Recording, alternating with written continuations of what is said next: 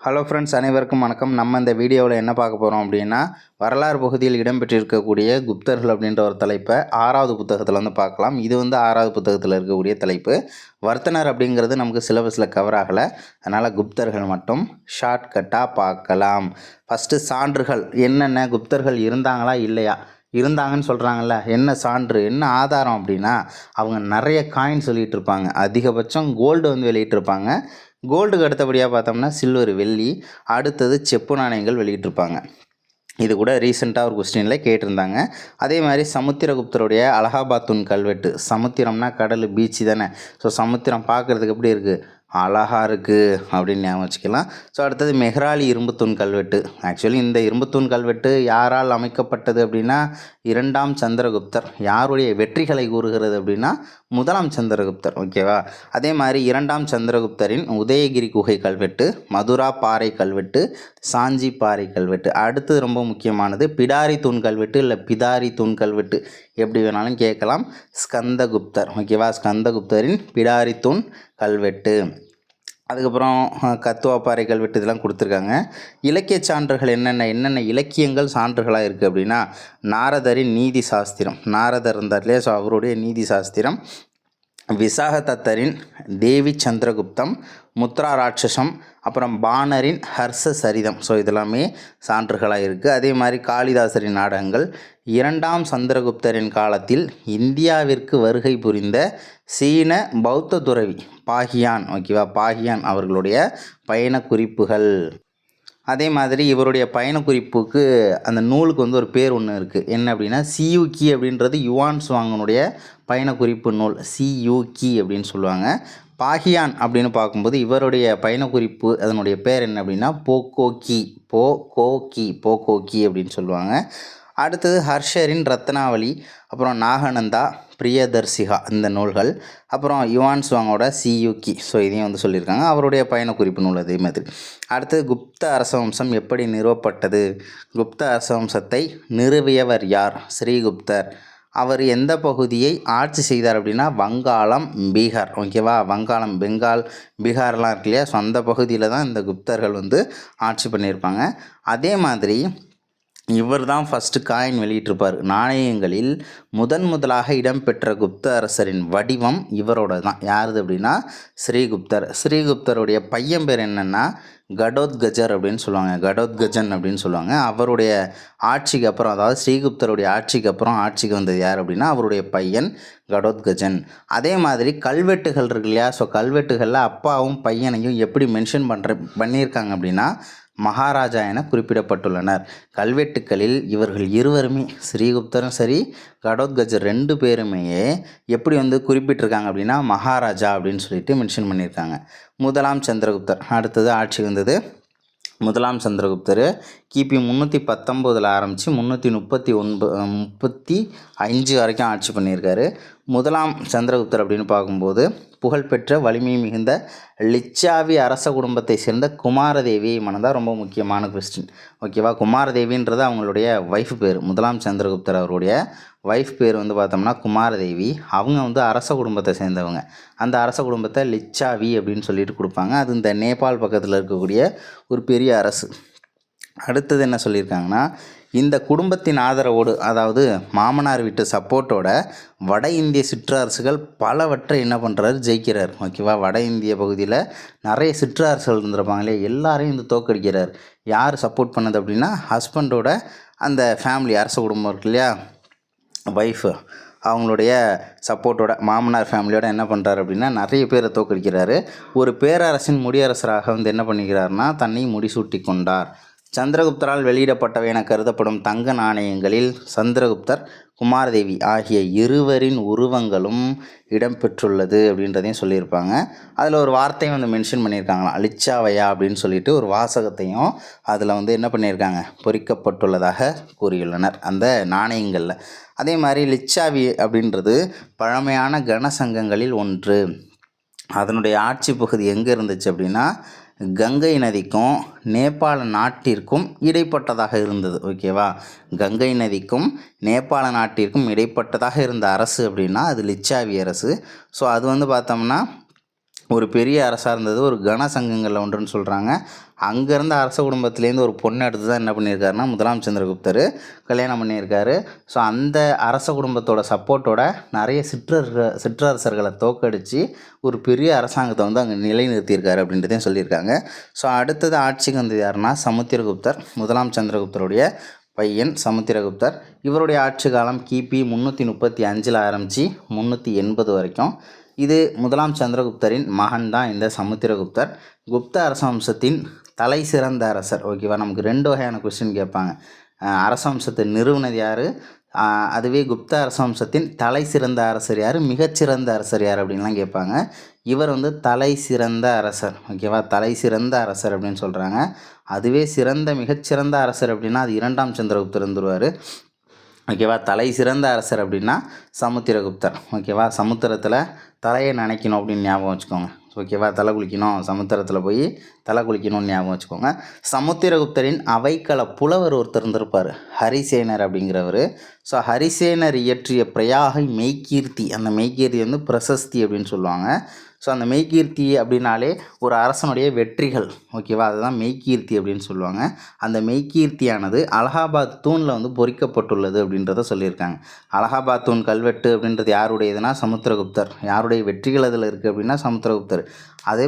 அது யாரால் பொறிக்கப்பட்டது அப்படின்னா ஹரிசேனர். ஹரிசேனர் யார் அப்படின்னா அவருடைய அவைக்கள புலவர். அதே மாதிரி சமுத்திரகுப்தரின் ஆட்சிக்கான மிக முக்கிய சான்று அப்படின்னு பார்த்தோம்னா அலகாபாத்துன் கல்வெட்டு. சமுத்திரம் எப்படி இருக்குது, அழகாக இருக்குது. சமுத்திரத்தில் என்ன பண்ணணும், தலை குளிக்கணும் அப்படின்லாம் ஞாபகம் வச்சுக்கலாம். ஸோ பிரசஸ்தி மெய்கீர்த்தி அப்படின்னா பிரசஸ்தி என்பது ஒரு சான்ஸ்கிரிட்டு சமஸ்கிருத சொல்லு. அதோட பொருள் என்ன, ஒருவரை பாராட்டி புகழ்வது. அவைக்கள புலவர்கள் அரசர்களை புகழ்ந்து பாடி அவர்தம் சாதனைகளை பட்டியலிட்டனர். இவை பின்னர் மக்கள் படித்து தெரிந்து கொள்வதற்காக, ஓகேவா, உனக்கு அடுத்து வர ஜென்ரேஷன் உன்னை பற்றி தெரிஞ்சுக்கணுங்கிறதுக்காக அதுக்கு என்ன பண்ணுறாங்க, அந்த தூணில் போயிட்டு பொறிச்சு வச்சாங்க. ஸோ அடுத்தது என்னென்னா குப்த அரச வம்சம் ஒருங்கிணைக்கப்படல். சமுத்திரகுப்தர் ஒரு மகத்தான போர் தளபதி அப்படின்றத சொல்லலாம். நிறைய பகுதிகளுக்கு நாடு முழுவதும் படையெடுத்து சென்றிருப்பார். அதே மாதிரி தென்னிந்தியாவின் மீதும் படையெடுத்து வந்த ஒரு குப்த அரசராக நம்ம சமுத்திரகுப்தரை வந்து சொல்லலாம். தென்னிந்தியாவில் வந்து யாரை தோக்கடிச்சிருப்பார் அப்படின்னா தென்னிந்தியாவில் பல்லவ நாட்டு அரசர் விஷ்ணுகோபன். இங்கே ஓகேவா, நம்ம தமிழ்நாட்டில் வந்து தென்னிந்தியாவில் பல்லவ நாட்டு அரசர் விஷ்ணுகோபன் வந்து சமுத்திரகுப்தரை தோக்கடிச்சிருக்காரு அப்படின்றத சொல்லியிருக்காங்க. வட இந்திய பகுதிகளில் 9 அரசுகளை வந்து என்ன பண்ணியிருக்காருன்னா அவர் கைப்பற்றியிருக்கார். ஓகேவா, வட இந்திய பகுதியில் சமுத்திரகுப்தர் கைப்பற்றிய பகுதிகள் எத்தனை அப்படின்னா 9. தென்னிந்தியாவை சேர்ந்த 12 அரசர்களை இங்கே வந்து தோக்கடிச்சிருக்கார். ஓகேவா, தோக்கடிச்சு என்ன பண்ணுவாங்க, கப்பங்கட்ட வச்சுருப்பார். கப்பம்னா வரி கட்ட வைக்கிறது. ஓகேவா, வட இந்தியாவில் எத்தனை பேரை தோக்கடிச்சார், 9. ஓகேவா, வட இந்தியாவில் 9, 12 வந்து பார்த்தோம்னா தென்னிந்தியா. ஓகேவா, தென்னிந்தியாவில் 12, வட இந்தியாவில் 9 அப்படின்னு சொல்லிட்டு நம்ம ஞாபகம் வச்சுக்கலாம். ஸோ அடுத்தது என்ன அப்படின்னா கிழக்கு வங்காளம், அஸ்ஸாமு. ஸோ இதெல்லாம் வந்து நமக்கு வேண்டாம். சமுத்திரகுப்தர் வந்து பார்த்தோம்னா ஒரு விஷ்ணு பக்தர். ஓகேவா, விஷ்ணு பக்தர் தனது மேலாதிக்கத்தை நிலைநாட்டும் அரசரால் நடத்தப்படும் வேதகால சடங்கான குதிரைகளை பலியிடும் வேள்வியை வந்து இவர் நடைமுறைக்கு கொண்டு வந்தார். ரொம்ப முக்கியமான கொஸ்டின், குதிரைகளை வேள்வியிடும். ஓகேவா, பலியிடும் வேள்வி. ஓகேவா, குதிரைகளை பலியிடும் அந்த வேள்வி முறையை வந்து கொண்டுட்டு வந்தவர் யார் அப்படின்னா சமுத்திரகுப்தர். அஸ்வமேத யாகம் அப்படின்னு சொல்லுவாங்க. ஓகேவா, அதே மாதிரி சமுத்திரகுப்தர் தங்க நாணயங்களை வெளியிட்டார். கோல்டு காயின் வந்து வெளியிட்டிருப்பார். அதில் ஒரு நாணயம் எப்படி இருந்துச்சு அப்படின்னா வீணை வாசிப்பது போன்ற உருவம் வந்து அந்த நாணயங்களில் பொறிக்கப்பட்டுள்ளது அப்படின்றதையும் சொல்லியிருக்காங்க. அந்த நாணயத்தில் ஒரு நாணயம் எப்படி இருக்குது அப்படின்னா வீணை வாசிப்பது போன்ற உருவம் அந்த நாணயத்தில் இடம்பெற்றுள்ளது அப்படின்றதையும் சொல்லியிருக்காங்க. அவர் வந்து ஒரு மிகச்சிறந்த படையெடுப்பாளர் மட்டுமல்ல, கவிதை பிரியரும் கூட அப்படின்றதையும் சொல்லியிருக்காங்க. கவிதை பிரியர், இசை பிரியர் அப்படின்லாம் சொல்லியிருக்காங்க. அதனால் அவருக்கு ஒரு பட்டப்பெயர் ஒன்று இருக்குது, கவிராஜா. கவிராஜா என்ற பட்டப்பெயரை கொண்டவர் யார் அப்படின்னா சமுத்திரகுப்தர். ஓகேவா, சமுத்திரகுப்தர் ரொம்ப முக்கியமான கொஸ்டின். இதில் ஹைலைட் பண்ண எல்லாமே ரிப்பீட்டட் கொஸ்டின். குதிரைகளை பலியிடும் வேள்வியை வந்து கொண்டு வந்தது யார், அதே மாதிரி தங்க நாணயத்தை வெளியிட்டிருப்பார், வீணை வாசிப்பது கவிராஜா. அடுத்த கொஸ்டின் ரொம்ப முக்கியம்தான். இலங்கையை சேர்ந்த ஸ்ரீ மேகவர்மன் எனும் பௌத்த அரசன் சமுத்திரகுப்தரின் சமகாலத்தவர் அப்படின்றத சொல்லியிருக்காங்க. ஓகேவா?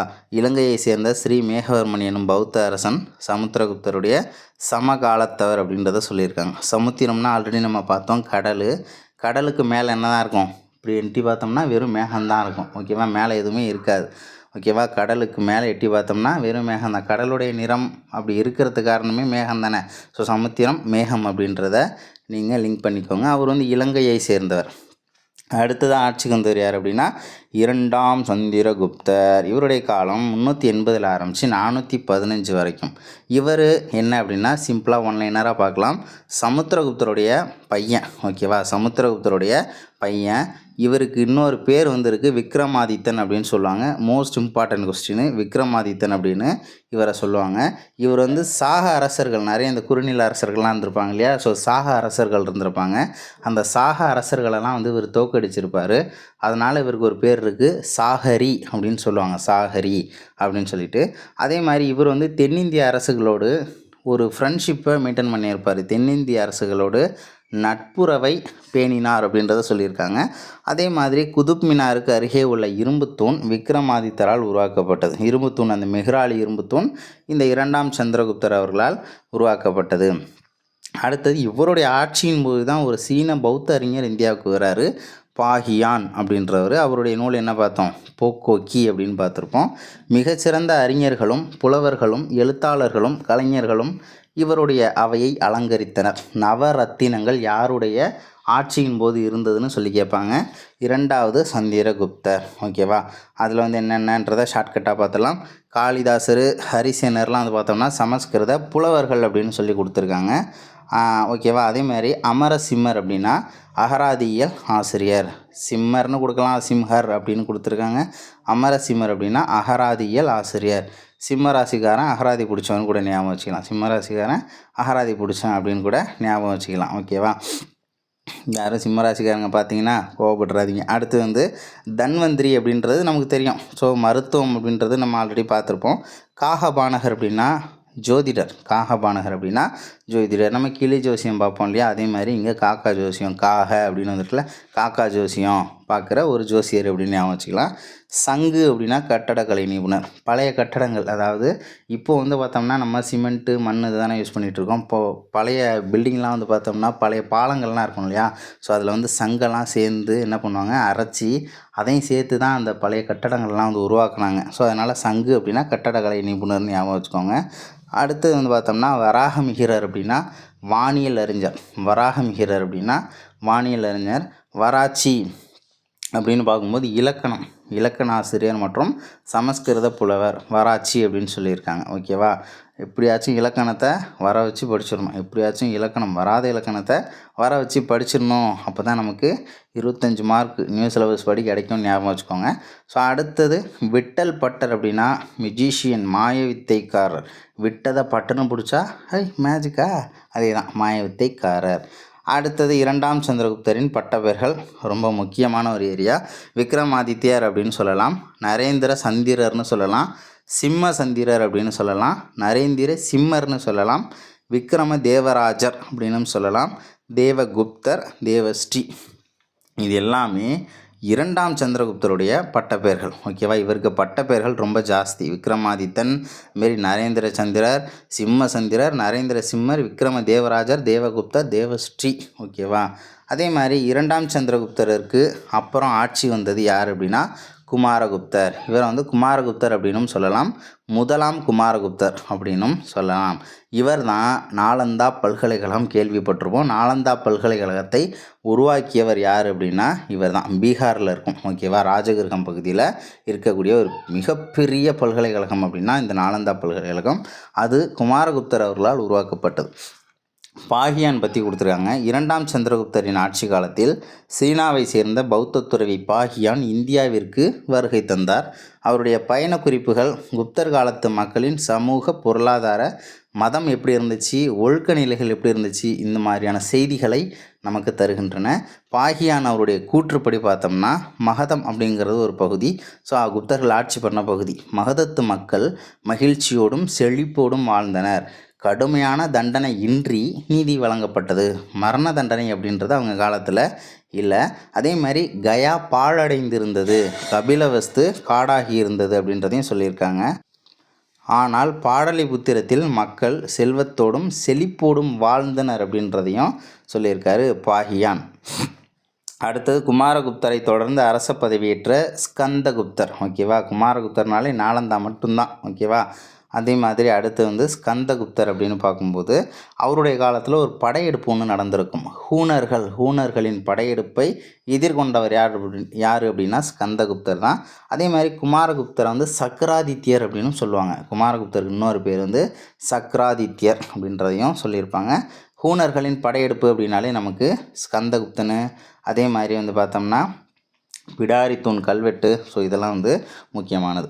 12 ஆண்டுகளுக்கு பின்னர் என்ன பண்ணுறாரு அப்படின்னா, இந்த ஹூனர்கள் அப்படிங்கிறோட படையெடுப்பு வந்து ஸ்கந்தகுப்தர் ஆட்சி பண்ணும்போது நடக்குது.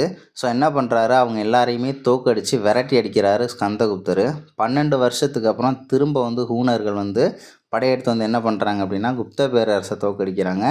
மிக சிறந்த குப்த பேரரசர்களில் கடைசி பேரரசர் அப்படின்னு கேட்டாங்கன்னா எப்படி கேட்பாங்க, குப்த பேரரசர்களில் கடைசி பேரரசர் அப்படின்னு கேட்டாங்கன்னா பாலாதித்யரை எப்படி சொல்லலாம், முதலாம் நரசிம்மகுப்தர் அப்படின்னு சொல்லலாம்.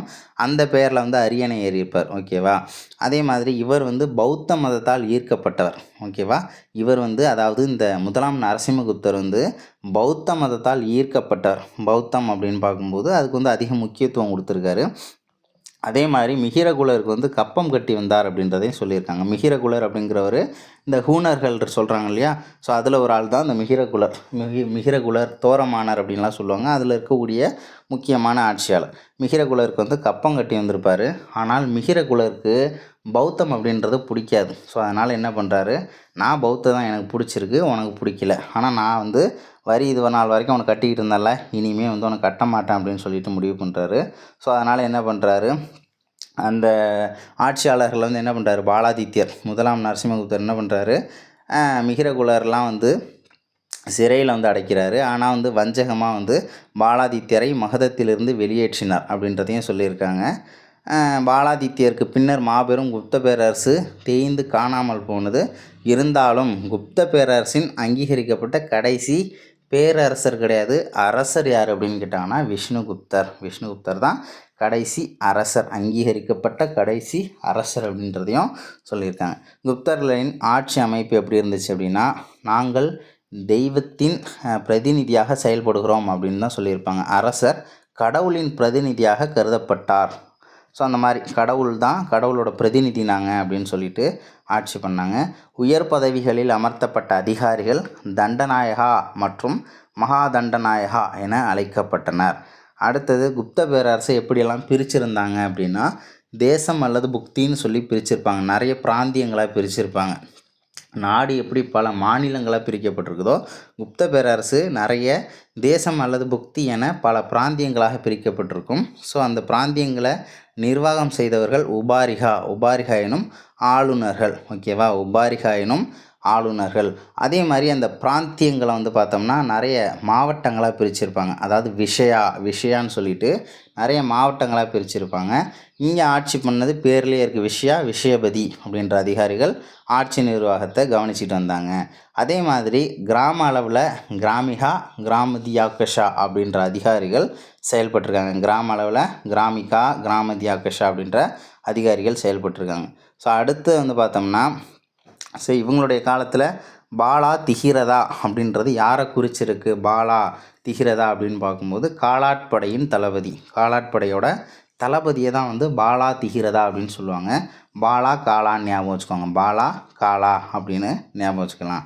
அடுத்தது மகாபாலா திகிரதா அப்படின்னா குதிரைப்படையின் தளபதி, மகாபாலா திகிரதா அப்படின்னா குதிரைப்படையின் தளபதி அப்படின்றத சொல்லியிருக்காங்க. அடுத்து துடகா அப்படி இல்லை துதகா, ஏதோ ஒன்று கேட்பாங்க. இது ஒற்றர்களை உள்ளடக்கிய உளவு பார்க்கும் ஒரு அமைப்பு அப்படின்றதையும் நமக்கு சொல்லியிருக்காங்க. அடுத்தது என்ன அப்படின்னா சமூகம் பொருளாதாரம். இவங்க காலத்தில் சமூகம் பொருளாதாரம் எப்படி இருந்தது அப்படின்னா, காமாந்தகரால் எழுதப்பட்ட நிதிசாரம் என்னும் நூல் அரசு கருவூலத்தின் முக்கியத்துவத்தையும் வருமானத்திற்கான பல வழிகளையும் குறிப்பிடுகிறது அப்படின்றத சொல்லியிருக்காங்க. நிதிசாரம் என்ற நூல் யாருடையது அப்படின்னா காமாந்தகர். ஓகேவா, நிதிசாரம் அப்படின்னா காமாந்தகரியுடைய நூல் எதை பற்றி சொல்லுதுன்னா குப்தர் காலத்தில் வருமானம் என்ன, குப்தர் காலத்தில் வருமானம் எப்படி உருவாக்கப்பட்டது அப்படின்றத சொல்லக்கூடிய ஒரு முக்கியமான நூல் தான். அரசு கருவூலம் ட்ரெஷரியை பற்றி சொல்லுது. ஸோ அடுத்தது வேறு என்ன கொடுத்துருக்காங்க அப்படின்னா, ஓகே, நிலவரியே அரசின் முக்கிய வருவாயாக இருந்தது. குப்தர் காலத்தில் அரசின் முக்கிய வருவாய் எது அப்படின்னா நிலவரி. அதே மாதிரி விவசாயிகளின் நிலைமை பரிதாபமாக இருந்தது. அவன் குப்தர்களுடைய காலத்தை வந்து பொற்காலம் அப்படின்னு சொன்னாலும் அது பணக்காரனுக்கு மட்டும்தான். ஓகேவா? அதுமாரி வணிக தொழில் நிறைய நடந்திருக்கும், உலோக தொழில் நல்லா சிறப்பாக இருந்திருக்கும். கஷ்டப்படுறவங்க வந்து கஷ்டப்பட்டுக்கிட்டு தான் இருப்பாங்க. முக்கியமாக விவசாயிகளோட நிலைமை வந்து பரிதாபமாக தான் இருந்திருக்கும். அவர்கள் பல்வேறு வரிகளை செலுத்த வேண்டிய நிலையில் இருந்தனர். அவர்கள் கொத்தடிமை நிலைக்கு தள்ளப்பட்டனர். யார் அப்படின்னா விவசாயிகள்லாம் கஷ்டப்படலை. ஓகேவா? அப்படின்னு நினச்சிக்கக்கூடாது. பொற்காலம் அப்படின்னு சொல்கிறதுனால அங்கே வந்து மக்கள் வந்து கஷ்டப்படலை, சந்தோஷமாக தான் இருந்தாங்க அப்படின்னு வந்து நம்ம நினச்சிக்கக்கூடாது. கஷ்டப்பட்டாங்க, விவசாயிகள் எல்லாருமே கஷ்டப்பட்டாங்க. அப்புறம் ஏன் பொற்காலம் அப்படின்னு சொல்கிறாங்கன்னா, உலோக தொழில் செழிப்பாக இருந்திருக்கும், தங்க நாணயங்கள் வெளியிட்டிருப்பாங்க, வணிகம் மொத்தத்தில் சூப்பராக இருந்திருக்கும். ஓகேவா? அதனால் பொற்காலம் அப்படின்னு சொல்கிறாங்க.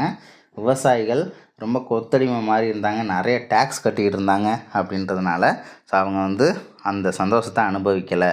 குப்தர் காலத்தில் நிலங்களை வகைப்படுத்துதல். சேத்ரா அப்படின்னா வேளாண்மைக்கு உகந்த நிலங்கள். ரொம்ப முக்கியமான மேட்சஸ் எல்லாமே. சேத்ரா அப்படின்னா வேளாண்மைக்கு உகந்த நிலங்கள்.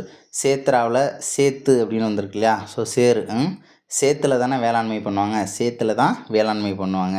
அதுக்கப்புறம் கிலா அப்படின்னா தரிசு நிலங்கள். ஓகேவா? கிலா அப்படின்னா தரிசு நிலங்கள்.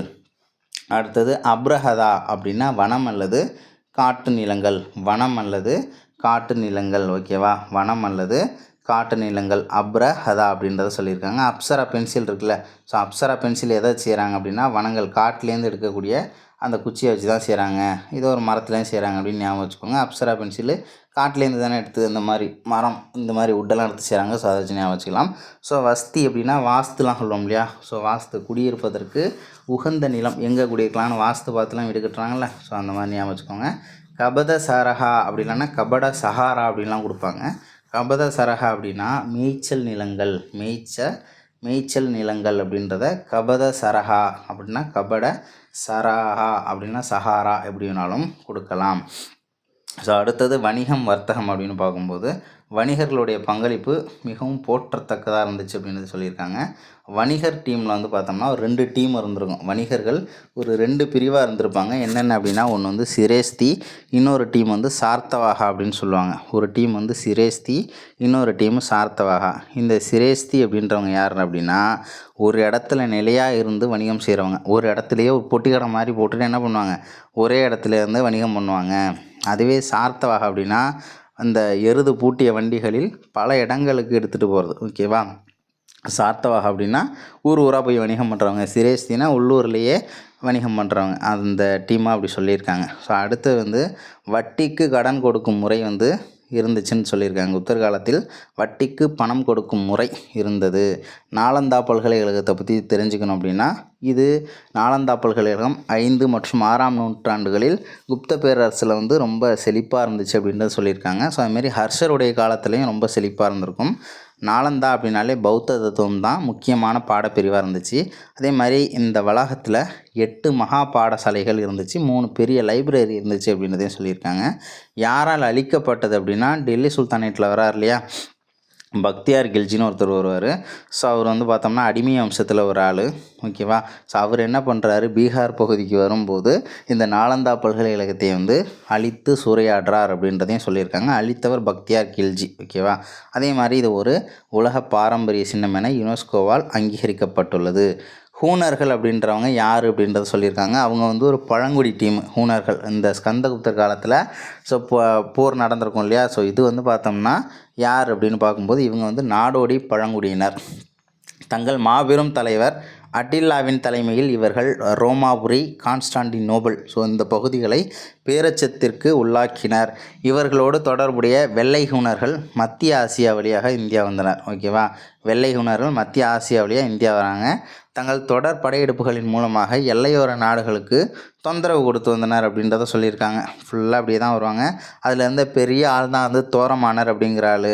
ஸோ அதுக்கப்புறம் அவருடைய பையன் மிகிரகுலர் ஆட்சிக்கு வந்திருப்பார். இருந்தாலும் மத்திய இந்தியாவில் மாலவத்தை ஆட்சி செய்து வந்த யசோதர்மன் அந்த ஹைலைட் பண்ண பாயிண்ட்டு. மத்திய இந்தியாவில் மாலவத்தை ஆட்சி செய்து வந்த யசோதர்மன் அவர்களை தோற்கடித்து அவர்களின் ஆட்சிக்கு முடிவு கட்டினார் அப்படின்றதையும் நமக்கு சொல்லியிருக்காங்க. ஓகேவா, ஹூணர்களின் ஆட்சிக்கு முடிவு கட்டியவர் யார் அப்படின்னா யசோதர்மன். இந்தியாவில் உள்ள மேலை கடற்கரை துறைமுகங்கள் என்னென்ன அப்படின்னா கல்யாண், மங்களூர், மலபார். ஓகேவா, கல்யாண், மங்களூர், மலபார். அதே மாதிரி கிழக்கு பகுதியில் இருந்த கடற்கரை துறைமுகமான வங்காளத்தில் இருந்த தாமிரலிப்தி ரொம்ப முக்கியமான ஒரு துறைமுகம் கேட்டிருக்காங்க. அவர்களுடைய காலத்தில் மிகப்பெரிய துறைமுகம் இது அப்படின்னு கேட்டாங்கன்னா வங்காளத்தில் இருந்த தாமிரலிப்தி தான். அதே மாதிரி மேற்கு பகுதியில் இருந்த கல்யாண், மங்களூர், மலபார் இதெல்லாமே வணிகத்துக்காக யூஸ் பண்ணியிருக்காங்க இந்த துறைமுகங்களை. குப்தர்களின் நாணய அமைப்பு முறையை அறிமுகம் செய்தவர் யார் அப்படின்னா சமுத்திரகுப்தர். குஷானர்களின் நாணயங்கள் சமுத்திரகுப்தருக்கு உந்துதலை வழங்கின. அதே மாதிரி குப்தர்களின் பொற்காசுகள் தினாரா என அழைக்கப்பட்டன. ஹைலைட் பண்ணிக்கோங்க, குப்தர்களின் பொற்காசுகள் தினாரா என அழைக்கப்பட்டன. குப்தர்கள் வெளியிட்ட பொற்காசுகளை விட வெள்ளி, செப்பு காசுகள் குறைவாகவே வெளியிடப்பட்டன. இப்போது ரீசெண்டாக கேட்ட ஒரு கொஸ்டின், குப்தர்களுக்கு அடுத்து வந்த காலத்தில் பொற்காசுகளின் சுழற்சியில் வீழ்ச்சி ஏற்பட்டது. ஓகேவா, ஸோ எந்த ஆட்சி காலத்தில் கோல்டு அதிகமாக வெளியிட்டாங்க அப்படின்னா குப்தர்கள் வந்து நிறைய வெளியிட்டிருப்பாங்க. அதுவே செப்புலாம் வெளியிடுறாங்கன்னா அந்த ஆட்சி ரொம்ப பரிதாபமாக இருந்திருக்குன்னு அர்த்தம். இவங்களாம் ரொம்ப செழிப்பாக தான் இருந்திருக்காங்க, ஏன்னா தங்க நாணயங்கள் வெளியிட்டிருக்காங்கல்ல. ஸோ அடுத்தது உலோகவியல்னு பார்க்கும்போது குப்தர்கள் காலத்தில் சுரங்கத் தொழிலும் உலோகத் தொழிலும் செழிப்பாக இருந்தன. ஆனால் விவசாயிகள் மட்டும் கஷ்டப்பட்டாங்க. உலோகத் தொழில் வளர்ச்சி, ஓகேவா, உலோகத் தொழிலுடைய வளர்ச்சின்றது ரொம்ப சூப்பராகவே இருந்திருக்கும். சந்திரகுப்தரால் நிறுவப்பட்ட மெஹ்ராலி இரும்புத்தூண், ஓகேவா, அந்த இரும்புத்தூண் வந்து எங்கே இருக்குது அப்படின்னா டெல்லியில் இருக்கக்கூடிய இந்த ஒற்றை இரும்புத்தூணானது இன்றைக்குமே வந்து துருப்பிடிக்காமல் இருக்குது அப்படின்றதையும் நமக்கு சொல்லியிருக்காங்க.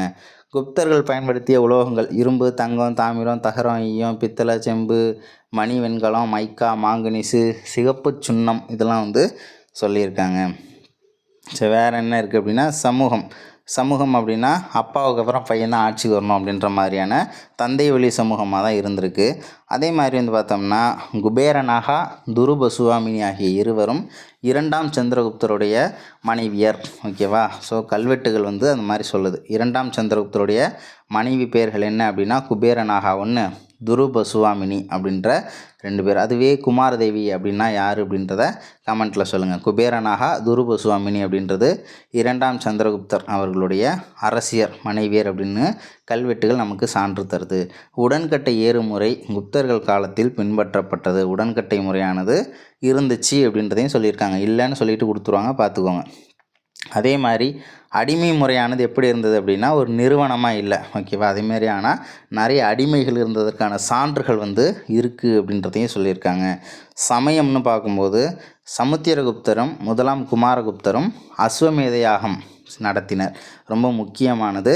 அஸ்வமேத யாகம் எந்த குப்த அரசர்களால் நடத்தப்பட்டது அப்படின்னா ஒன்று வந்து சமுத்திரகுப்தர், இன்னொன்று முதலாம் குமாரகுப்தர். ஓகேவா, சமுத்திரகுப்தர் அதுமாரி அவருடைய பேரன் முதலாம் குமாரகுப்தர் அவங்க வந்து அஸ்வமேத யாகங்கள் வந்து நடத்தியிருக்காங்க. குதிரைகளை பலி கொடுத்து செய்யப்படும் வேள்வி, அது ஒரு சடங்கு. ஓகேவா, ஸோ அதை வந்து நடத்தியிருக்காங்க. கலையும் கட்டடக்கலையும்னு பார்க்கும்போது கட்டுமான கோயில்களை முதலாக கட்டியவர்கள் யார் அப்படின்னா குப்தர்கள் தான் ஃபஸ்ட்டு கட்டியிருப்பாங்க. அதே மாதிரி இந்த இதெல்லாம் இருக்குல்ல, குடைவரை குகைகள் எங்கெங்கே இருக்குதுன்னு சொல்லி கேட்கலாம்.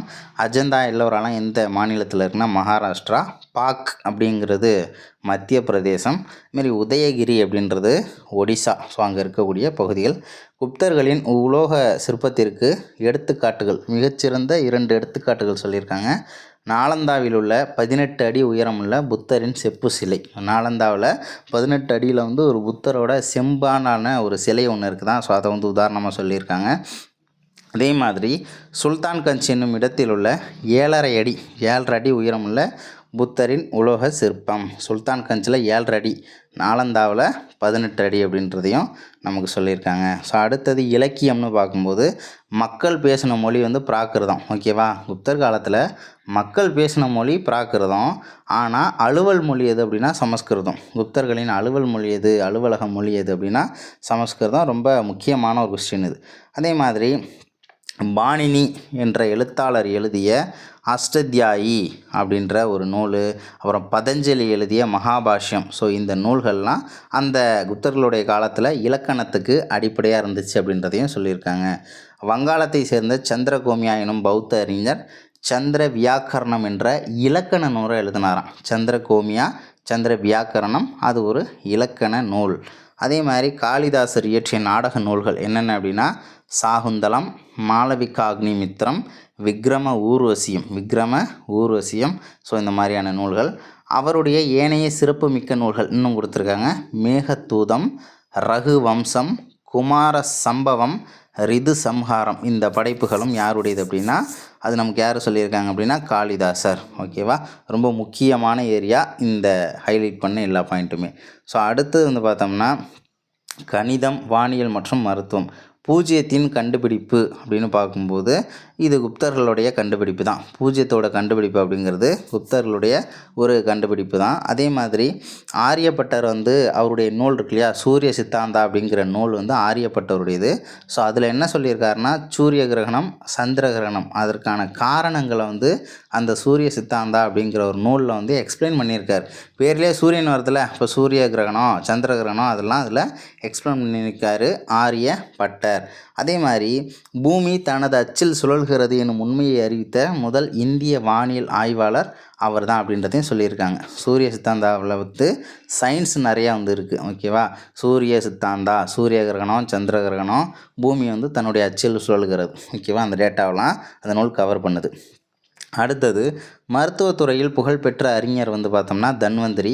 அவர் வந்து ஆயுர்வேத மருத்துவத்தில் நிபுணர் அப்படின்றதையே சொல்லலாம். சரகர் அப்படின்ற மருத்துவ அறிவியல் அறிஞர். ஓகேவா, சரகர் அப்படின்னா சாரக்கர்னு கொடுத்துருக்காங்க. அவரும் வந்து பார்த்தோம்னா ஒரு அறிவியல் அறிஞர் தான்.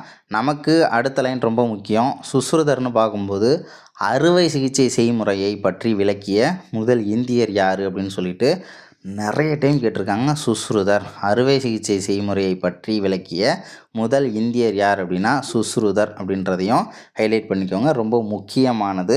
ஸோ அடுத்த இது வந்து பார்த்தோம்னா வர்தனர் அப்படிங்கிற டாபிக் வந்து நமக்கு ஆரம்பிக்குது. ஸோ 11th புக்கில் நம்ம பார்க்கலாம் என்னென்ன அடிஷ்னலாக இருக்கோ.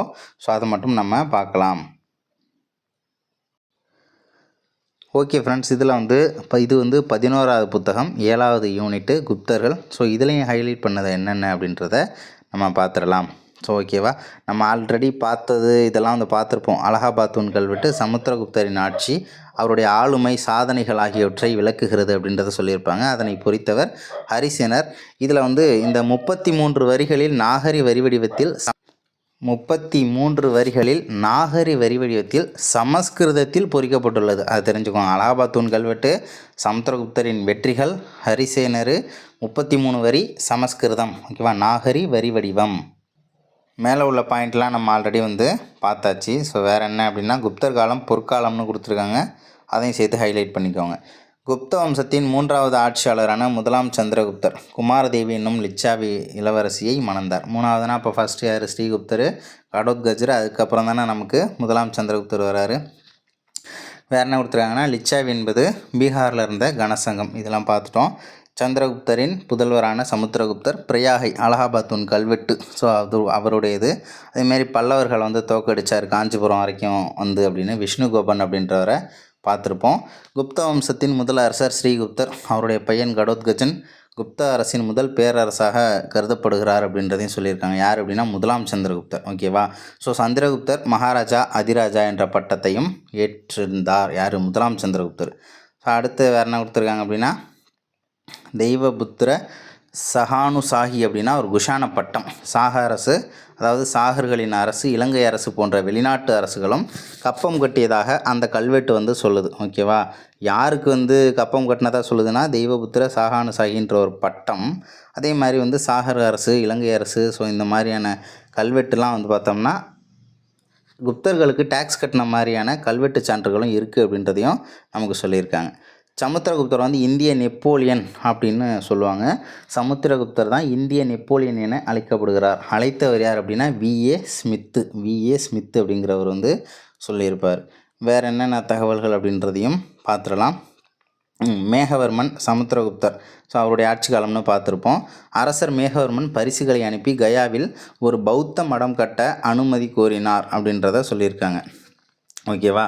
இவர் யாருடைய சமகாலத்தவர் அப்படின்னா, சமுத்திரம் அப்படின்றதுல கடலில் நின்று மேலே பார்த்தோம்னா வெறும் மேகம் தான் தெரியும்னு சும்மா ஷார்ட்கட்டு பார்த்துருப்போம். அதே மாதிரி வந்து பார்த்தோம்னா சமுத்திரகுப்தர் அஸ்வமேத யாகம் நடத்தியிருப்பார். வைணவத்தை அவர் தீவிரமாக பின்பற்றினார் அப்படின்னு சொல்லியிருக்காங்க. ஆனாலும் வசுபந்து என்ற மாபெரும் பௌத்த அறிஞரை ஆதரித்தார் சமுத்திரகுப்தர். வசுபந்து யாருடைய காலத்தில் வாழ்ந்த அறிஞர் அப்படின்னு கேட்டாங்க அப்படின்னா நமக்கு சமுத்திரகுப்தர். அதுமாரி கவிதை இவருக்கு வந்து ரொம்ப பிடிக்கும். அதனால் கவிராஜா என அழைக்கப்பட்டவர். வீணை வாசிப்பது போன்ற நாணயங்கள், ஸோ அந்த மாதிரியான உருவம்லாம் நாணயத்தில் பொறிக்கப்பட்டு இருந்துச்சு அப்படின்றத பார்த்துருப்போம். அதுமாரி 2ஆம் சந்திரகுப்தர் மிக திறமையான அரசர். அதுக்கப்புறம் இவருடைய சகோதரருடைய பேர் ஒன்று கொடுத்துருக்காங்க. 2ஆம் சந்திரகுப்தர் தனது சகோதரரான ராமகுப்தருடன் வாரிசு உரிமைக்கு போராடி ஆட்சிக்கு வந்தார் அப்படின்றத சொல்லியிருக்காங்க. இவரை விக்ரமாதித்யன் அப்படின்னு சொல்லலாம். 2ஆம் சந்திரகுப்தர் தனது அரசின் எல்லைகளை போர்கள், திருமண உறவுகள் ஆகியவற்றின் மூலம் விரிவுபடுத்துகிறாரு. வாகடக இளவரசருக்கு தன் மகள் பிரபாவதியை திருமணம் செய்து கொடுத்தார்ன்றதை கொடுத்துருக்காங்க. இவருடைய மகள் பேர் என்னென்னா பிரபாவதி. ஓகேவா? ரொம்ப முக்கியமான கொஸ்டின். யாருக்கு கல்யாணம் பண்ணி கொடுத்துருக்காருன்னா வாகட அப்படின்றது இந்த வாகட அரசன் ஒன்று இருந்திருக்கும். ஸோ அதில் இருந்த ஒரு இளவரசருக்கு கல்யாணம் பண்ணி கொடுத்துருக்காரு. சாக அரசர்களை இந்த படையெடுப்பின் மூலம் 2ஆம் சந்திரகுப்தர் வென்றார் அப்படின்னு சொல்லியிருக்காங்க. ஸோ சாகரி அப்படின்ற பேர் வந்து அவருக்கு இருக்குது, அதை மட்டும் தெரிஞ்சுக்கோங்க. அதுமாரி மதுராவில் பாடலிபுத்திரம் குறித்து பாகியம், அங்கே பார்த்த அதே டைலாக்லாம் அதில் வந்திருக்கும். அதே மாதிரி 2ஆம் சந்திரகுப்தரனுடைய பட்ட பெயர்கள் விக்ரமன், தேவகுப்தன், தேவராஜன், சிம்ம விக்ரமன், விக்ரமாதித்யன், சாகரி இல்லை சஹாரி அப்படின்லாம் கொடுப்பாங்க. இதெல்லாம் இவருடைய வேறு பெயர்கள். இவை நாணயங்களில் குறிப்பிடப்பட்டுள்ளன. கலை, இலக்கியம், அறிவியல் ஆகிய துறைகளில் சிறந்து விளங்கிய நவரத்தினங்கள் இவருடைய அவையை அலங்கரித்தனர். அகராதியை உருவாக்கியவர் யார் அப்படின்னா அமரசிம்மர். ஓகேவா? அமரசிம்மர் அப்படின்றதையும் கொடுத்துருக்காங்க. இது வந்து நம்ம அகராதிகள் ஆசிரியர்னு அங்கே பார்த்துருப்போம் இல்லையா? சிம்மராசிக்காரங்க அகராதி பிடிச்சவன் அப்படின்னு சொல்லி பார்த்துருப்போம். வெள்ளி நாணயங்களை வெளியிட்ட முதல் குப்த அரசர் யார் அப்படின்னா 2ஆம் சந்திரகுப்தர். Most important question. வெள்ளி நாணயத்தை வெளியிட்ட முதல் குப்த அரசர் அவர் தான். அதேமாதிரி 1ஆம் குமாரகுப்தர் நாலந்தா பார்த்துருப்போம். சக்கராதித்யர்னு அங்கே சொல்லியிருப்போம் ஆல்ரெடி. குப்த வம்சத்தின் கடைசி பேரரசர் அப்படின்னு சொல்லி இந்த புத்தகத்தில் வந்து ஸ்கந்தகுப்தர்னு கொடுத்துருப்பாங்க. ஆனால் பேரரசர் அவருக்கு அப்புறம் ஆட்சிக்கு வந்த பாலாதித்யர், அதாவது 1ஆம் நரசிம்மகுப்தர் அப்படின்றதையும் நமக்கு 6வது புக்கில் கொடுத்துருக்காங்க. இருந்தாலும் இந்த பாயிண்ட்டை நீங்கள் தெரிஞ்சுக்கிட்டு தான் ஆகணும். 1ஆம் குமாரகுப்தரின் புதல்வர் யார்? இந்த ஸ்கந்தகுப்தர். அதான் அந்த ஸ்கந்தகுப்தரோட காலத்தில் தான் ஹூனர்களின் படையெடுப்பு அப்படின்றது நடக்கும். குப்த வம்சத்தின் கடைசி அரசர் வந்து விஷ்ணுகுப்தர் அப்படின்றத கொடுத்துருக்காங்க. பேரரசர் மட்டும் நமக்கு 2 புக்கில் மாற்றி மாற்றி கொடுத்துருக்காங்க, பார்த்துக்கோங்க. குப்தர்களின் நிர்வாக முறை அப்படின்னு பார்க்கும்போது, ஓகே, நிர்வாக முறை அப்படின்னா மகாராஜாதிராஜ, பரம பட்டாரகா, பரமேஸ்வரா, இந்த மாதிரியான பட்டங்கள்லாம் வந்து அரசர்கள் வச்சுருந்தாங்க. பரம தெய்வத அப்படின்னா கடவுளின் பரமபக்தன் அப்படின்னு அர்த்தமா. பரம பாகவத அப்படின்னா வாசுதேவ கிருஷ்ணனின் பரமபக்தன் அப்படின்றதையும் சொல்லியிருக்காங்க. பரம தெய்வத அப்படின்னா கடவுளோட பரமபக்தன். அதேமாரி அலகாபாத் தூண் கல்வெட்டு, அந்த கல்வெட்டில் வந்து சமுத்திரகுப்தர் வந்து புருஷர் அப்படின்ற ஒரு வார்த்தையில் மென்ஷன் பண்ணியிருக்காங்க. புருஷான்னு கொடுத்துருக்காங்க. பழைய புத்தகங்களில் புருஷர் அப்படின்னே கொடுப்பாங்க. ஓகேவா? புருஷர் என குறிப்பிடப்பட்டிருந்த அரசர் யார் அப்படின்னா சமுத்திரகுப்தர் தான். ஓகேவா? மாரி புருஷர் அப்படின்னா என்ன பொருள்னா அனைவருக்கும் மேலானவர். புருஷன் தான் எப்போவுமே அனைவருக்கும் மேலான ஆள் அப்படின்னு கூட ஞாபகம் வச்சுக்கலாம். ஸோ அடுத்தது குமாரமாத்யா என்ற சொல் 6 வைசாலி முத்திரைகளில் இடம்பெற்றுள்ளது. இந்த பதவி தனக்கென தனியாக அலுவலகம் உள்ள ஒரு உயர் அதிகாரியை குறிப்பிடுவது போல் உள்ளது அப்படின்றத சொல்லியிருக்காங்க. அதிகரணான்ற வார்த்தை என்னன்றதை பார்த்துக்கோங்க. ஸோ அடுத்தது அலகாபாத் அப்படின்றத நம்ம பார்த்துருப்போம். ஹரிசேனர் 33 வரி, சமஸ்கிருதம், இதெல்லாம் வந்து நம்ம பார்த்துருப்போம். ஸோ அதில் வந்து குமாரமாத்யா, ஹரிசேனர் வந்து பார்த்தோம்னா குமாரமாத்யா, சந்தி விக்ரஹிகா, மகாதண்டநாயகி ஆகிய பட்டங்களை கொண்டவராக இருந்துள்ளார். ஹரிசேனருக்கும் 3 பட்டங்கள் இருந்திருக்கு பாருங்கள். குமாரமாத்யா, சந்தி விக்ரஹிகா, மகாதண்டநாயகா அப்படின்ற பட்டங்கள் அவருக்கும் இருந்திருக்கு. மகா சந்தி விக்ரஹா அப்படின்னா அமைச்சர்களில் உயர்நிலையில் இருந்தவங்க. அதுமாரி மகா அஸ்வபதி அப்படின்னா, அஸ்வபதினால என்னது நமக்கு குதிரை யாகம் தானே, குதிரையை பலியிடும் யாகம். ஸோ அதுமாரி மகா அஸ்வபதினா குதிரைப்பட தலைவர், அவ்வளோதான். அதுமாரி தேசம் அல்லது புக்தியாக பிரிச்சிருந்தாங்க. அது உபாரிகா என்ற ஆளுநர்களால் ஆளப்பட்டிருந்தது. அதை வந்து விஷயானு பிரிச்சிருப்பாங்க. விசயபதி அப்படின்ற ஆட்சியாளர்கள் ஆட்சி பண்ணியிருப்பாங்க. கிராம அளவில் கிராமதியாகஷா, கிராமியா அப்படின்ற ஆட்சியாளர்கள்லாம் இருந்திருப்பாங்க. தாமோதர்பூர் செப்பேடுகளில் 3 உபாரிகாக்களுக்கு மகாராஜா என்ற பட்டம் இருந்ததாக குறிப்பிடப்பட்டுள்ளது அப்படின்றதையும் சொல்லியிருக்காங்க. புத்தகுப்தரின் ஈரான் தூண் கல்வெட்டு அப்படின்றதையும் கொடுத்துருக்காங்க. இதில் வந்து ஏரான் அப்படின்னு கொடுத்துருக்காங்க. ஏரான் தூண் கல்வெட்டு யாருடைய காலத்தது அப்படின்னு கேட்டாங்கன்னா நமக்கு புத்தகுப்தர் அப்படின்றதையும் இங்கே ஹைலைட் பண்ணி வச்சுக்கோங்க. ஸோ அடுத்து குப்த பேரரசின் மாநிலங்கள் அதான் விஷயபதின்னு பிரிச்சிருப்பாங்க அப்படின்றதெல்லாம் நம்ம பார்த்துருப்போம். அதேமாதிரி இந்த டேட்டாஸ்லாம் நம்ம பார்த்தாச்சு. புத்தகுப்தருடைய காலத்தை சேர்ந்தது தான் தாமோதர்பூர் செப்பேடு அப்படின்றத கொடுத்துருக்காங்க, நோட் பண்ணிக்கோங்க. ஸோ அதுக்கப்புறம் அஷ்டகுல அதிகரணா அப்படின்னா 8 உறுப்பினர்கள் கொண்ட குழு. அஷ்டகுலம் அப்படின்னாலே 8 அப்படின்றத சொல்லியிருக்காங்க. 2ஆம் சந்திரகுப்தர் காலத்தில் சாஞ்சி கல்வெட்டு பஞ்ச மண்டலி என்பதை குறிப்பிடுகிறது. சாஞ்சி கல்வெட்டு அப்படிங்கிறது 2ஆம் சந்திரகுப்தர் காலத்து கல்வெட்டு அப்படின்றதையும் நோட் பண்ணிக்கோங்க. பாலா திகிருத்தியா, அப்புறம் பாலா திகிருத்தியா அப்படின்றதெல்லாம் நம்ம பார்த்துருப்போம். பாலா காலான்னு பார்த்துருப்போம். மகாபாலா அப்படின்னா குதிரைப்படைக்கு வந்துடுது. ஓகேவா, டைரெக்டாக பாலா அப்படின்னா பாலா காலான்னு படிச்சுக்கோங்க. ஸோ அடுத்தது வேறு என்ன கொடுத்துருக்காங்கன்னா மகா பிரதிஹரா அப்படின்னா அரண்மனை காவலர் தலைவர். ஓகேவா, அரண்மனை காவலர்களுக்கு தலைவரை மகா பிரதிஹரா அப்படின்னு கொடுத்துருக்காங்க. கத்திய தபகிதா அப்படின்னா அரச சமையலறை கண்காணிப்பாளர். கத்தியை எங்கே வைக்கணும்? சமையலறையில் கொண்டு வைக்கணும். இந்த கத்தியை கொண்டு போய் சமையலறையில் கத்தியை கொண்டு போய் சமையலறையில் ஓகேவா. கத்திய தபகிதா அப்படின்னா அரச சமையலறை கண்காணிப்பாளர். ஸோ வேறு என்ன நமக்கு கொடுத்துருக்காங்க அப்படின்னா துடகா அப்படின்ற ஒற்றர் அமைப்பு இருந்திருக்கும். அதேமாதிரி காமாந்தகரி நீதிசாரம் நூல், இது கருவூலத்தை பற்றி பேசுது அப்படின்றத பார்த்துருப்போம். இரண்யாவஸ்தி அப்படின்னா கட்டாய உழைப்பு அப்படின்னு பொருள் ஒன்று சொல்லியிருக்காங்க. ஸோ அதுக்கப்புறம் என்ன கொடுத்துருக்காங்க அப்படின்னா பஹார்பூர் செப்பேடு. ஓகேவா, பஹார்பூர் செப்பேடு வந்து என்ன சொல்லுது அப்படின்னா அரசர் தான் நிலத்தின் ஒரே உரிமையாளர் என காட்டுகிறது. அரசர் தான் நிலத்தின் ஒரே உரிமையாளர் என கூறும் செப்பேடு எது அப்படின்னா பஹார்பூர் செப்பேடு. ஸோ அதுக்கப்புறம் சேஸ்திரா அப்படின்னா பயிரிடக்கூடிய நிலம். சேத்துல தான் பயிரிடுவாங்க, வேளாண்மை செய்வாங்க. கீழானா தரிசு. அப்ரஹதா அப்படின்னா அப்சரா பென்சிலு காட்டிலேருந்து தான் அந்த உட்டெல்லாம் எடுத்துகிட்டு வந்து செய்கிறாங்க. வாஸ்தினா குடியிருக்க தகுந்த நிலம், வாஸ்து பார்த்து கட்டணும். கபட சஹாரா அப்படின்னா நமக்கு மேய்ச்சல் நிலம். ஓகேவா, சஹாரா பாலைவனத்தில் வெறும் மண்ணு தான் இருக்கும், அங்கெல்லாம் போய் மேய்ச்சல்லாம் செய்ய முடியாது, ஆடு மாடுகள் பாவம், ஞாபகம் வச்சுக்கோங்க. ஸோ அடுத்து என்ன கொடுத்துருக்காங்க அப்படின்னா நமக்கு இந்த டேட்டாவையும் தெரிஞ்சுக்கோங்க. நிவி தர்மா அப்படின்னா அறக்கட்டளை போன்ற தர்மம்னு ஞாபகம் வச்சுக்கோங்க. அறக்கட்டளை போன்ற அமைப்பின் மூலம் நில மானியம். இந்த முறை வடக்கு மத்திய இந்தியா மற்றும் வங்கத்தில் நிலவியது. நிவி தர்ம அக்ஷயனா அப்படின்னா நிரந்தரமான அறக்கட்டளை அப்படின்றத சொல்லியிருக்காங்க. அப்ரதா தர்மா அப்படின்னா வருவாயை யூஸ் பண்ணலாம், ஆனால் அதை பிறருக்கு தானம் செய்ய முடியாது, நிர்வாக உரிமையும் கிடையாது அப்படின்றதையும் நமக்கு சொல்லியிருக்காங்க. பூமி சித்ராயனா அப்படின்னா தரிசு நிலத்தை முதலாக சாகுபடி நிலமாக மாற்றுபவருக்கு தரப்படும் உரிமை. தரிசு நிலத்தை சாகுபடி நிலமாக மாற்றினா அது பூமி சித்ராயனா. ஓகேவா, இந்த நிலத்திற்கு குத்தகையிலிருந்து விலக்கு அளிக்கப்படுகிறது ரொம்ப முக்கியமான ஒரு தகவல். ஓகேவா, இது எல்லாத்துக்குமே பேர்லேயே ஷார்ட்கட் இருக்குல்ல, ஜஸ்ட்டு ஃப்ளோவாக படிச்சுக்கோங்க, உங்களுக்கு மறக்காது. அக்ரஹார மானியம் அப்படின்னா அக்ரஹாரம்னாலே பிராமணர் தானே, பிராமணர்களுக்கு தரப்படக்கூடிய நிலம். இது நிரந்தரமாக இருக்கும். ஸோ இது பரம்பரையாக கொடுப்பாங்க. இங்கே வந்து டேக்ஸே வாங்க மாட்டாங்க. ஸோ அடுத்து வந்து பார்த்தோம்னா தேவகிரகார மானியம், அதாவது கோயிலுக்கு கொடுக்கறது, கோயில் மராமத்து வழிபாடு இந்த பணிகளுக்காக கொடுக்கறது. சமய சார்பற்ற மானியம் அப்படின்னா குப்தர்களுக்கு கீழே இருந்த நிலப்பிரபுகளுக்கு தரப்பட்ட மானியம். குப்தர்களுக்கு கீழே இருந்த நிலப்பிரபுகள் இருப்பாங்க இல்லையா, ஸோ அவங்களுக்கு தரப்பட்ட மானியம் சமய சார்பற்ற மானியம் அப்படின்றதையும் சொல்லியிருக்காங்க. பாகா அப்படின்னா விளைச்சலில் அரசன் பெரும் வழக்கமான 6ல் 1 பங்கு. ஓகேவா, 6ல் 1 பங்கு அப்படின்றத ஞாபகம் வச்சுக்கோங்க. பாகா. போகா அப்படின்னா பழங்கள், விறகு, பூக்கள். ஸோ இதெல்லாம் வந்து அப்பப்போ அரசருக்கு வந்து கிராமத்துலேருந்து கொண்டு போய் கொடுத்துட்டு வரணும். ஸோ அது வந்து போகா அப்படின்னு சொல்லியிருக்காங்க. கரா அப்படின்னா கிராமத்தினர் மீது குறிப்பிட்ட கால இடைவெளியில் விதிக்கப்படும் ஒரு வகையான வரி. பலி அப்படின்றது ஒரு ஒடுக்குமுறை வரி அப்படின்றத சொல்லியிருக்காங்க. உதியங்கா அப்படின்னா காவல் நிலையங்களின் பராமரிப்புக்காக விதிக்கப்பட்ட காவல் வரியாக இருக்கலாம் அப்படின்றதையும் சொல்லியிருக்காங்க. அப்படி இல்லைனா வாட்டர் டேக்ஸாக கூட இருக்கலாம் அப்படின்றதையும் சொல்லியிருக்காங்க. ஸோ அடுத்து வந்து பார்த்தோம்னா உபரிஹரா, அதுவும் வந்து ஒரு கூடுதல் வரி அப்படின்றதையும் சொல்லியிருக்காங்க. ஹிரண்யா அப்படின்னா வந்து நமக்கு ஹிரண்யாவஸ்தினா கட்டாய உழைப்புன்னு பார்த்துருப்போம். இங்கே வந்து ஹிரண்யானா ஸோ தங்க நாணயங்கள் மீது விதிக்கப்பட்ட ஒரு வரியாக இருக்கலாம் அப்படின்றதையும்.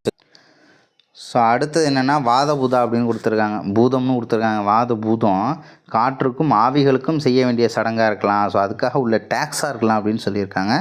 ஹலிவஹரா அப்படின்னா கலப்பை வைத்திருக்கும் ஒவ்வொரு உழவரும் கட்ட வேண்டிய கலப்பு வரியாம். ஓகேவா, அடுத்தது சுல்கா அப்படின்னா வந்து துறைமுகத்திற்கோ கொண்டு வரும் வணிக சரக்குகளில். ஓகேவா, வர்த்தகர்கள் வந்து இந்த துறைமுகத்துக்கு இந்த இதெல்லாம் சரக்குகள்லாம் கொண்டு வராங்க இல்லையா, ஸோ அதுக்கான டேக்ஸாக இருக்கலாம் அப்படின்னு சொல்லியிருக்காங்க. கிளிப்தா உபகிலிப்தா அப்படின்னா நிலப்பதிவின் போது விதிக்கப்படும் விற்பனை வரி. நிலப்பதிவு அப்படின்னு பார்க்கும்போது ஸோ நிலப்பதிவு பண்ணும்போது ஸோ அந்த பேப்பர் வந்து கிழிச்சு போட்டுறாதீங்க, நிலப்பதிவு செஞ்ச பேப்பரை கிழிச்சு போட்டுறாதீங்க அப்படின்னு சொல்லி ஞாபகம் வச்சுக்கோங்க. கிளிப்தா உபகிலிப்தா. பாசனம் அப்படின்னு பார்க்கும்போது நாரத ஸ்மிருதி என்ற நூலில் வந்து வயல்களை வெள்ளங்களிலிருந்து பாதுகாத்த பந்தியா, பாசனத்திற்கு உதவிய கரா என்ற 2 வகையான அணைக்கரைகள் பற்றி தகவல்கள் இருக்குது அப்படின்றத சொல்லியிருக்காங்க. ரொம்ப முக்கியமான பாயிண்ட் அடுத்தது, தண்ணீர் தேங்குவதை தடுக்க ஜல நிருகமா என்ற வடிகால்கள் இருந்ததாக அமரசிம்மர் வந்து குறிப்பிடுகிறார். ஓகேவா, தண்ணீர் தேங்குவதை தடுக்க ஜல நிருகமா அப்படின்னு சொல்லிட்டு வடிகால் இருந்துச்சான். ஸோ அதில் போய் அமர்ந்துக்கிட்டு ஒருத்தர் சொல்லியிருக்கார். தண்ணீர் தேங்குறதை தடுக்கிறதுக்கு கட்டெல்லாம் கட்டி வச்சுருப்பாங்கள்ல, ஸோ அந்த கட்டையில் போய் அமர்ந்து உட்காந்துக்கிட்டு சொன்னார் அப்படின்னு கூட ஞாபகம் வச்சுக்கோங்க. ஸோ அடுத்தது, குஜராத்தின் கிர்னார் மலையின் அடிவாரத்தில் இருந்த சுதர்சனா ஏரி ரொம்ப புகழ்பெற்ற ஒரு ஏரி, ரொம்ப முக்கியமான கொஸ்டினும் கூட. ஸோ அடுத்தது தெரியும், வணிகர்கள் அப்படின்னு பார்க்கும்போது சிரேஸ்தி, சார்த்தவாகா அப்படின்ற டீம் வந்து இருந்தாங்க. ஒரே இடத்துல இருந்து பண்ணுறவங்க, ஊர் ஊராக போயிட்டு வணிகம் பண்ணுறவங்க அப்படின்னு சொல்லிட்டு பார்த்துருப்போம். அதே மாதிரி கந்து வெட்டிக்கு கொடுக்கக்கூடிய முறை வந்து இருந்துச்சு. குப்தர் காலத்தில் மேற்கு கரையில் கல்யாண், சால் ஆகிய வணிகத் துறைமுகங்கள், மலபாரு, மங்களூரு, சலோபடானா, நயோபடானா, பந்தேபடானா, ஸோ இந்த மாதிரியான வணிக சந்தைகள்லாம் இருந்துச்சுன்றதையும் சொல்லியிருக்காங்க. அதேமாதிரி கிழக்கு பகுதியில் தாமிரலிப்தி அப்படின்ற ஒரு துறைமுகம் ரொம்ப பெருசாக இருந்துச்சு. ஸோ இந்த தகவலை கொடுக்குறது யாருன்னா பாகியானுடைய தகவல்கள். ஸோ அடுத்தது, குப்தர்கள் அதிக எண்ணிக்கையில் தங்க நாணயங்களையும் ஒப்பீட்டளவில் குறைந்த எண்ணிக்கையில் வெள்ளி, செம்பு நாணயங்களையும் வெளியிட்டனர் அப்படின்றத சொல்லியிருக்காங்க. குப்தர்களுக்கு அப்புறம் தங்க நாணயம் வெளியிடும் முறை வந்து குறைஞ்சி போயிடுச்சு. ஸ்தூபி அப்படின்னு பார்க்கும்போது சமத் அப்படின்ற பகுதி உத்தரப்பிரதேசம், ரத்னகிரி ஒடிஷா, மிர்பூர்கான் அப்படிங்கிறது சிந்து அப்படின்றதையும் சொல்லியிருக்காங்க. பீகாரின் நாலந்தாவில் உள்ள புத்தரின் 18 அடி செம்பு சிலை, சுல்தான்கஞ்சில் 7 அடி புத்தர் சிலை. ஸோ இதெல்லாம் வந்து நம்ம ஆல்ரெடி இந்த புத்தகத்தில் பார்த்தாச்சு. அதுமாரி ஃப்ரெஸ்கோ ஓவியங்கள் அப்படின்றது சுவரின் பூச்சி ஈரமாக இருக்கும்போதே வரையப்படுபவை. ஆனால் அஜந்தா சுவரோவியங்கள் வந்து பூச்சி, அந்த சுவர் பூச்சி இருக்கு இல்லையா, ஸோ அதெல்லாம் காஞ்சதுக்கப்புறம் வரைஞ்சிருப்பாங்க. ஸோ அதையும் வந்து நமக்கு தெரிஞ்சுக்கோங்க. ஸோ அடுத்தது வந்து பார்த்தோம்னா அலுவல் மொழி சமஸ்கிருதம், மக்கள் பேசுனது பிராகிருதம், இதெல்லாம் வந்து பார்த்துருப்போம். பாணினியுடைய நூல் வந்து அஷ்டத்தியாயி, பதஞ்சலி மகாபாஷ்யா, அமரசிம்மர் அமரகோஷம், இது வந்து ஒரு சமஸ்கிருத நூல். பௌத்த அறிஞர் சந்திரகோமியர் சந்திர வியாகரணம் அப்படின்ற இலக்கண நூலை வந்து எழுதியிருப்பார். ஸோ இதெல்லாம் நம்ம அந்த தகவல் வந்து பார்த்தாச்சு. பௌத்த இலக்கியங்கள் மக்களின் மொழியான பாலி மொழியில் இருந்தன அப்படின்றத சொல்லியிருக்காங்க. பௌத்த இலக்கியங்கள் எப்படி இருந்துச்சுன்னா மக்கள் மொழியான பாலி மொழி. ஓகேவா, குப்தர் காலத்தில் மக்கள் பேசுனது பிராகிருத மொழி. தர்க்க அறிவியல் சார்ந்த முதலாவது முழுமையான பௌத்த நூல் வசுபந்துவால் எழுதப்பட்டது. ரொம்ப முக்கியமான ஒரு கொஸ்டின். அதே மாதிரி நம்ம கேட்டிருக்காங்க, தர்க்க அறிவியல் சார்ந்த முதலாவது பௌத்த நூல் யாரால் எழுதப்பட்டதுன்னா வசுபந்து. அதே மாதிரி வசுபந்துவின் சீடரான திக்நாகர் அப்படிங்கிறவர் வசுபந்துவோட சீடரு. அவரும் நிறைய நூல்களை எழுதியிருக்கார். இருந்தாலும் யார் வந்து சீடர் அப்படின்றத தெரிஞ்சுக்கணும். சமணர்களின் மத நூல்களும் தொடக்கத்தில் பிராகிருத மொழியிலேயே எழுதப்பட்டன. அதுக்கப்புறம் தான் சமஸ்கிருதத்தில் வந்து எழுதியிருக்காங்க. ஸோ அடுத்தது, விமலா அப்படின்றவர் தான் சமண ராமாயணத்தை எழுதியிருக்கார். சமண ராமாயணம் யாரால் எழுதப்பட்டது அப்படின்னா விமலா. சித்தசேன திவாகரா சமணர்களிடையே தர்க்க சாஸ்திரத்திற்கு அடித்தளமிட்டார் அப்படின்றதையும் சொல்லியிருக்காங்க. சித்தசேன திவாகரா, சமுத்திரகுப்தர், கவிராஜா அப்படின்லாம் சொல்லுவாங்க, நமக்கு தெரியும். அதே மாதிரி வந்து பார்த்தோம்னா காளிதாசர் இயற்கையை அழகை எழுதிய கவிஞர். சாகுந்தலம், மாளவிகா அக்னிமித்திரம், விக்ரம உர்வசியம் இதெல்லாம் இவருடைய நாடகங்கள். சூத்திரகர் அவருடைய நூல் வந்து மிருட்சக கடிகம். விசாகதத்தர் வந்து பார்த்தோம்னா முத்ரா ராட்சசம், தேவி சந்திரகுப்தம். ஸோ இந்த படைப்புகள்லாம் அவருடையது. இது வந்து படைப்புகளை வச்சு தான் நமக்கு மேக்ஸிமம் குப்தர்களில் கொஸ்டின்ஸ் அப்படின்றது கேட்பாங்க. மகாவிகாரா அப்படின்றது எந்த பல்கலைக்கழகத்துடைய இன்னொரு பேர் அப்படின்னா நாலந்தா பல்கலைக்கழகத்தில் மகாவிகாரா அப்படின்னும் சொல்லலாம். அது வந்து ஒரு பௌத்த மடாலயம். அங்கே என்னென்ன இருந்துச்சு, 3 லைப்ரரி இருந்துச்சு, 8 மகா பாடசாலை இருந்துச்சு அப்படின்றதெல்லாம் நம்ம அங்கே பார்த்துருப்போம்.